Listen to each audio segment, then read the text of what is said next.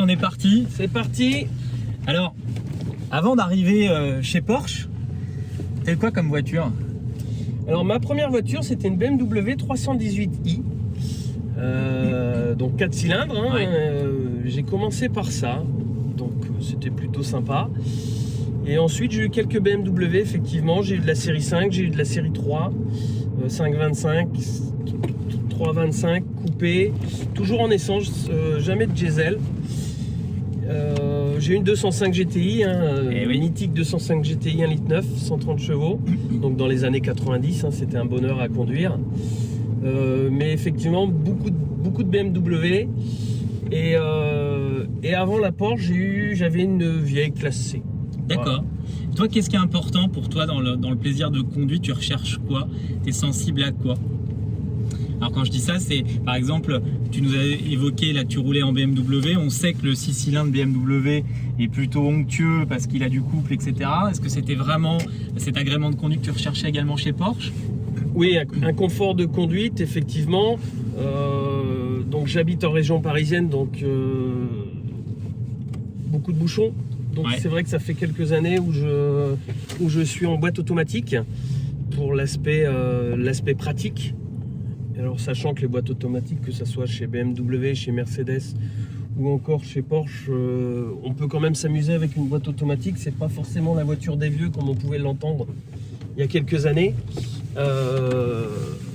On a toujours des boîtes Titro, des boîtes, on peut les passer en manuel, donc c'est quand même très agréable à conduire.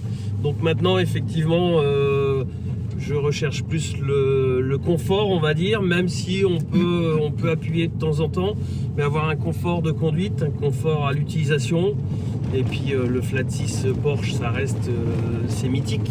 Donc, Alors est-ce que tu peux nous expliquer, parce que tu parles de la triptonique, moi pour le coup, je découvre totalement parce que j'ai été habitué à des boîtes manuelles. Alors comment ça fonctionne le mode tripto en fait?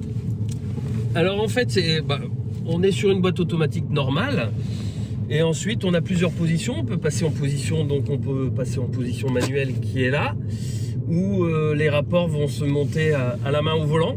Donc vous avez ici au volant, de chaque côté du volant, c'est la même chose de chaque côté. On monte ou on descend, donc on tombe les rapports ou on monte les rapports. On peut rester en boîte normale et avoir d'un seul coup envie de tomber un rapport. On le tombe, enfin la boîte gère toute seule. D'accord. On n'a pas à se poser la question. C'est soit on joue avec la pédale, soit on joue avec les palettes ou avec les petites molettes qu'on a sur le volant. C'est le principe de toutes les boîtes auto, même que ce soit dans les autres marques. Ça se fait beaucoup aussi au pied et à la pédale. D'accord. En fait. Donc il y a une certaine habitude à prendre. Est-ce qu'il y a un temps de réponse? C'est quasiment instantané, tout dépend. C'est là-dessus qu'on va juger les différentes boîtes sur les différentes marques. On a le fameux kickdown où effectivement on va appuyer et là ça va tomber, ça va partir. Mais après on peut tomber à rapport en jouant sur la pédale et c'est une habitude à prendre. Donc, mais ça vient très naturellement, une boîte automatique, tout le monde est capable de la conduire et c'est très très simple. D'accord. Bon bah écoute, on continue notre essai, on se retrouve dans 2 secondes.